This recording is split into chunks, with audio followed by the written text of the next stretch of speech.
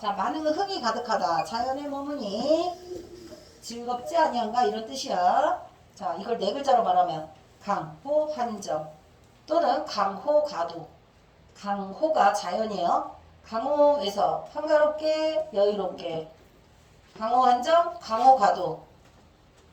자, 산수관 바위 아래. 속세를 떠나서 지금 화자가 있는 곳은 산수관 바위 아래야. 그럼 어디야? 자연 속에 머물고 있다. 화자가 머물고 있는 곳? 자연. 띠지, 동그라미.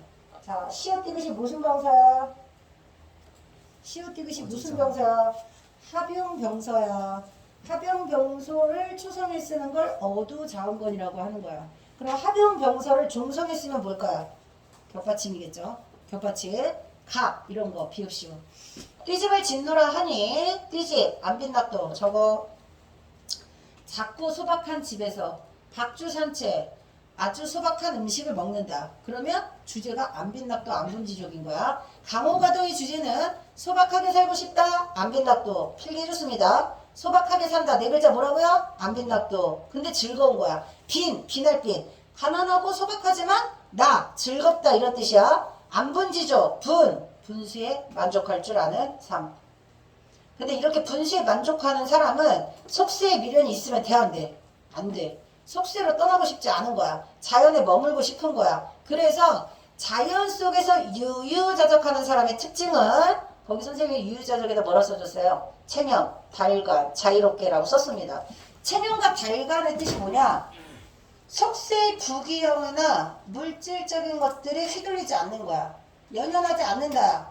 그까이 거, 뭐 부귀영화 이런 거 하나도 부럽지 않아. 자연 속에서 체념과 달관의 자세를 가지고 유유자적하는 사람이 강호가도의 삶을 추구하는 사람들의 특징이라고 볼 수 있습니다. 그리고 여기에 만약에 마지막으로 하나 더 추가되면 속세의 부귀영화 멀리하고 오기는 했지만 원래는 임금 곁을 지키던 사람이었어.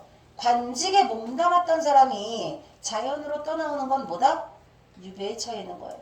유배지에 처해 있어도 강호에서 즐겁고 만족함을 누리고 있다. 근데 임금님과 떠나 있으면서도 여전히 변함없이 임금에 대한 마음은 변치 않는다. 그래서 임금님 은혜에 감사하는 마음을 추가하면 강호가도가 완성되는 거다. 근데 지금 말한 이 5가지가 다 드러날 수도 있고 일부만 드러날 수도 있고, 근데 만흥이 연시조란 말이야. 1수부터 6수까지 나와 있는 각각의 시조에서 지금 말한 주제들 중에 뭐가 있는지를 보셔야 되고요. 1수부터 6수까지 모두 시험에 나온다. 시험에 꼭 나온다. 근데 책에는 하나만 수록되어 있어. 하나만 수록되어 있는 만흥을 보고 6수가 다 시험범이라고 보면 돼요. 그리고 이 만흥과 비슷한 류의 작품으로 어부사시사, 빨리 적어. 어부사시사. 어부의 사계절을 노래한다는 뜻이야. 상충곡. 이런 류의 작품들도 같이 연계돼서 꼭 나온다. 작품을 적어 놓으면 지금은 몰라도 나중에 뒤에 가서 배우고 난 다음에 이거랑 묶어서 1, 2, 3 말해봐. 이렇게 하는 거야. 알았지? 자, 그 모르는 남들은 세모쳐. 그 모르는 남들은 화자와 대비되는 사람들. 화자는 속세에 미련이 없지만 속세에 있는 그 모르는 남들은 속세에 있는 사람들이니까 내가 부러워하지 않는 그 모든 것들을 누리고 사는 사람들은 산수관 바위 아래 작은 초가집에서 살고 있는 나를 뭐 할까요? 웃는다 옆에 빗자 붙이세요. 비웃는다는 뜻이야. 속세에 있는 사람들은, 출세한 사람들은 나의 이 삶이 별거 아닌 것처럼 비웃을 수도 있어. 하지만 사람들의 그런 비웃은 중요하지 않아. 나는 어리고 하함의 뜻. 동그라미 쳐. 어리다, 어리석다의 뜻이야. 하함은 벼슬과 관직에 몸담지 않고 시골에 묻혀 사는 선비를 은일지사. 저거 은일지사. 박시전의 박처사 기억나시죠?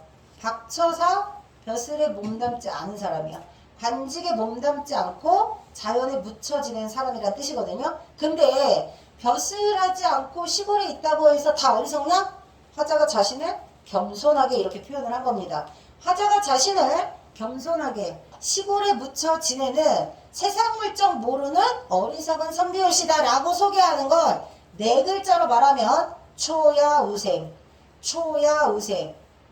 초야에 묻혀 지내는 어리석은 선비란 뜻이야.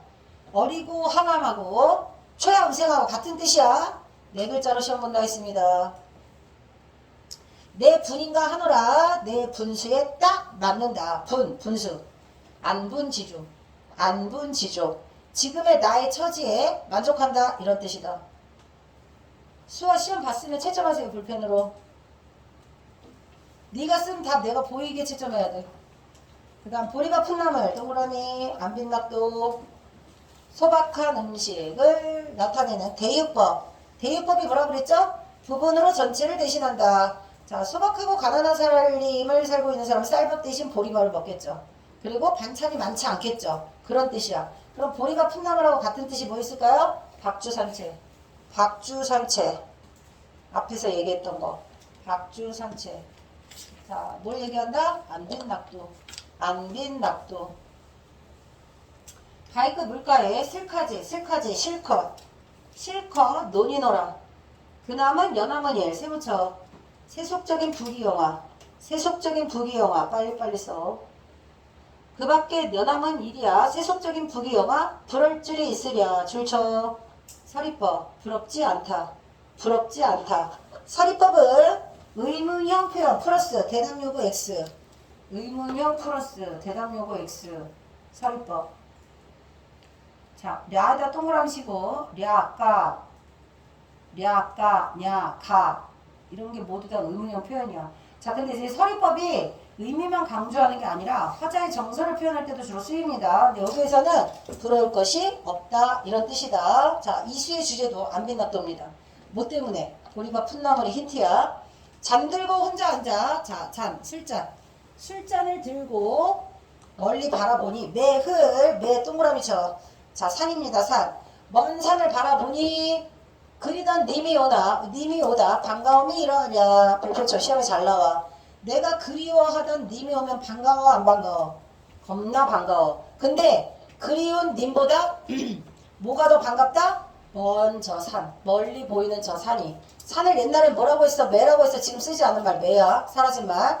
먼 산을 바라보는 것이 그리워했던 님이 오는 것보다 훨씬 좋다. 말씀도 웃음도 아니어도 말씀 옆에 적어. 매가 산 말이야. 산. 초장에 매가 산이 또는 산은 뭘 대표한다? 자연을 대표한다. 무슨 법? 대유법. 산이 날 보고 말씀도 웃음도 안 하지만 못내. 자, 끝내. 나는 뭐를 좋아한다? 매를 좋아한다. 자, 말씀도 웃음도 아니어의 주체는 누구야? 주체. 말씀도 웃음도 안 하는 주체는 매입니다. 매. 그 다음에 좋아한다의 주체는? 대답해라. 누가 좋아하는 거야? 주체는 내가야. 내가 좋아한다. 그리고 날 보고 말하고 웃어주는 건 누구야? 님이라고 하면 안 돼. 아니라고. 님이 아니고 매라고. 매. 그렇게 시험에 나온다고. 주체 안 적어?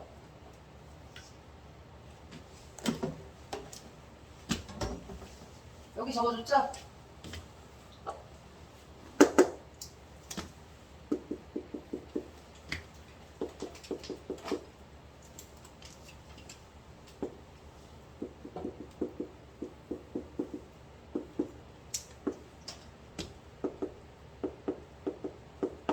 화자가 좋아하는 건 매야. 뭐보다? 님보다 매. 님보다 매. 근데 주체는 주어를 말하는 거야. 얘는 주체가 아니야. 좋아한다의 주체는 누구야? 화자야.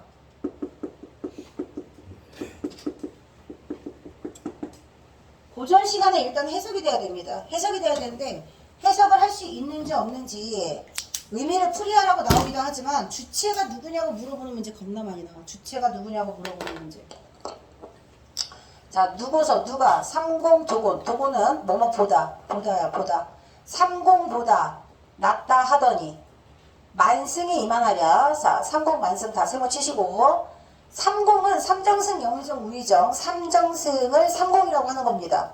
근데 영의정, 우의정, 좌의정이면 임금 바로 밑에 있는 가장 높은 관직에 몸담고 있는 사람이야. 그 다음 만승은 만대의 전차를 이끌고 다니는 사람. 천자야. 천자. 황제, 왕. 그러니까 가장 높은 사람을 사람이라고 하는 거야. 가장 높은 사람, 모든 부와 명예를 다 가지고 있는 사람, 그 사람보다 뭐가 낫다? 임천한행, 동그란 쳐. 님천한행이라고 써있잖아요. 지금은 임천한행이야. 두음법칙 안 일어났을 때라서. 님천한행 뜻은 자연에서 즐겁게 한가롭게 지낸다 이런 뜻이야. 근데 임천한행하고 같은 뜻 뭐 적어줬어요? 한중진미 같은 뜻이야. 자, 그 다음에 소부허유 네모치세요. 고사인용 은일지사. 은일지사가 무슨 뜻이라 그랬죠? 관직에다가 бот을 하지 않고 자연에 묻혀 지내는 선비. 그러니까 소부허유는 화자가 추구하는 임천한행을 살았던 사람이야. 고사 속에 나오는 임천한행, 자연에서 풍류를 즐기던 가장 대표적인 사람이 누구라고? 소부허유.